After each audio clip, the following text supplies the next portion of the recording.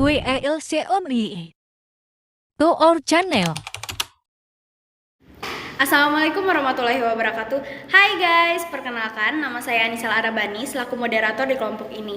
Nah, di sini saya bersama teman-teman saya akan menyampaikan materi mengenai lingkungan pendukung manajemen, budaya organisasi, dan juga gaya kepemimpinan kinerja karyawan yang berpengetahuan.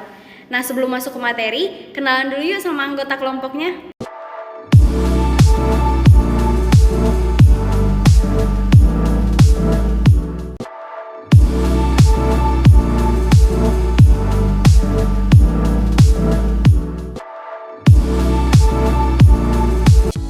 Di sini saya akan membahas mengenai lingkungan organisasi yang mendukung manajemen pengetahuan yang dapat mempengaruhi budaya organisasi. Sebelumnya, kalian di sini tahu nggak sih lingkungan organisasi yang dapat mempengaruhi budaya organisasi itu seperti apa? Yuk simak video selanjutnya. Nah, lingkungan organisasi yang mendukung manajemen pengetahuan itu merujuk pada serangkaian faktor dan juga kondisi di dalam sebuah organisasi yang memfasilitasi proses pengumpulan, penyimpanan, pembagian, dan juga pemanfaatan pengetahuan secara efektif. Adapun faktor-faktor lingkungan organisasi yang mendukung manajemen pengetahuan yang dapat mempengaruhi budaya organisasi yaitu seperti berikut. Yang pertama, yaitu kepemimpinan yang mendukung. Kedua, yaitu sistem dan infrastruktur teknologi yang baik. Yang ketiga, yaitu budaya pembelajaran dan juga kolaborasi. Dan yang keempat, yaitu penghargaan dan insentif. Yang kelima, komunikasi yang efektif. Dan yang terakhir, yaitu pembelajaran kontinu. Selanjutnya yaitu tentang peran kepemimpinan dalam menciptakan lingkungan yang mendukung manajemen pengetahuan. Nah, perannya itu seperti apa sih? Yang pertama yaitu dengan cara membangun budaya pembelajaran, kemudian mendorong kolaborasi, memfasilitasi akses dan juga berbagi pengetahuan, membangun tim yang beragam, kemudian memberikan dukungan dan juga sumber daya pemimpin yang harus memastikan bahwa sumber daya yang diperlukan untuk manajemen pengetahuan itu tersedia dengan baik.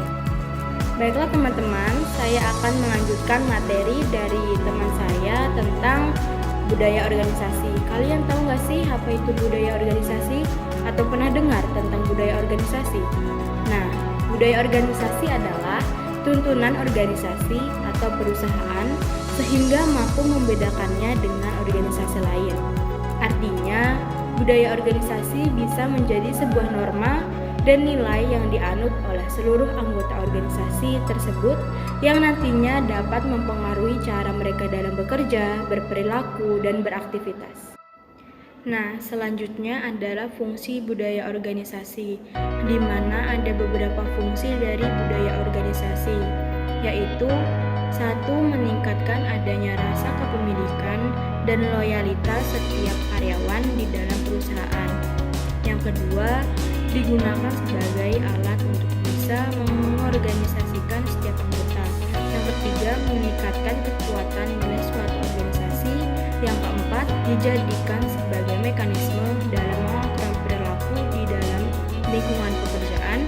Yang kelima, mendorong seluruh struktur anggota untuk bisa meningkatkan performa kerja baik itu dalam jangka pendek ataupun jangka panjang.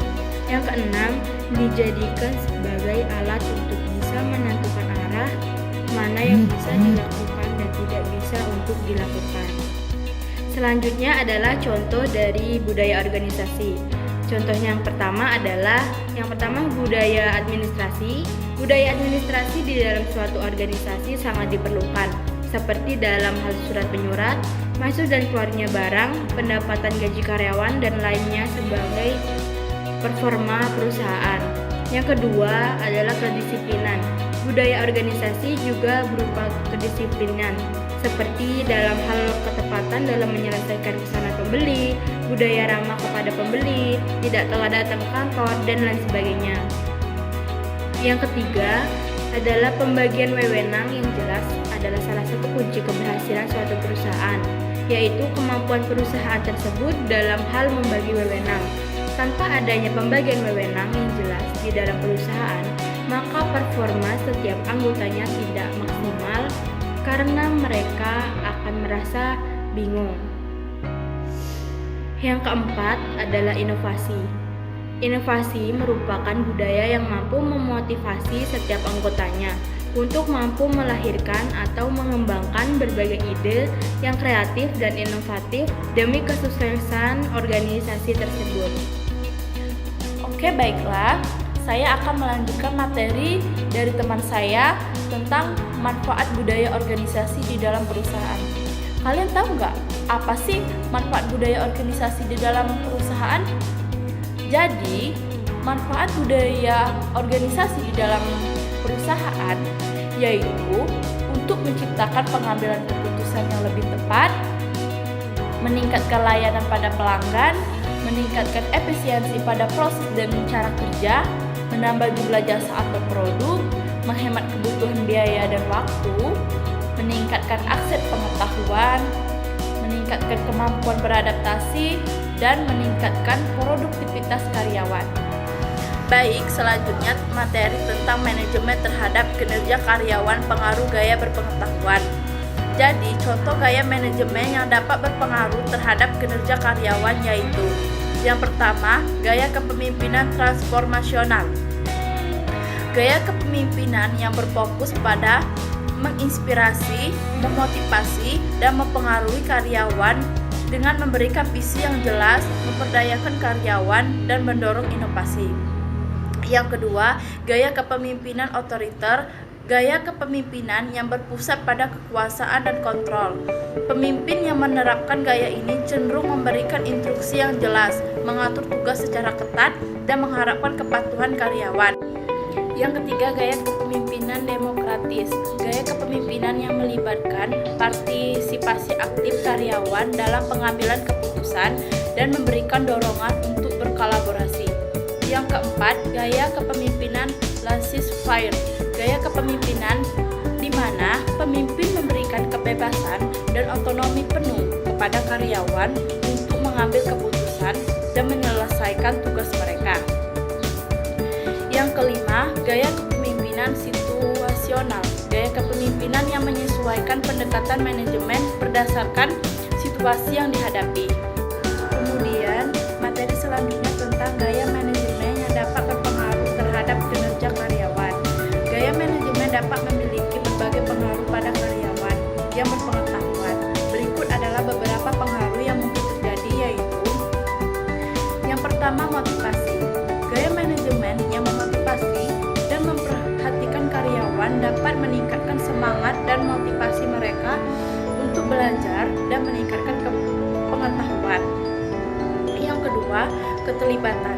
Gaya manajemen yang mendorong partisipasi dan keterlibatan karyawan dalam pengambilan keputusan dapat memberikan kesempatan kepada mereka untuk memberikan masukan dan berkontribusi dalam hal pengetahuan. Yang ketiga, pembelajaran organisasi.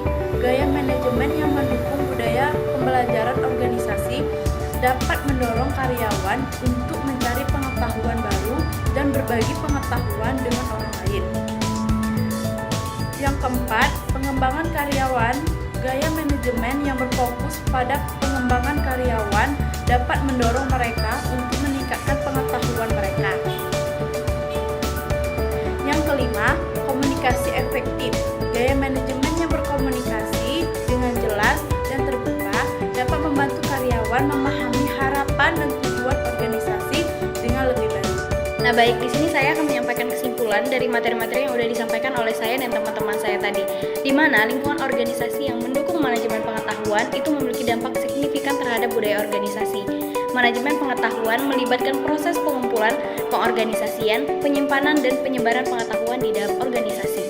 Ketika lingkungan organisasi itu menciptakan kondisi yang mendukung praktik-praktik manajemen pengetahuan yang efektif, budaya organisasi akan tercermin dalam nilai-nilai, norma, dan juga sikap terhadap pengetahuan dan pembelajarannya.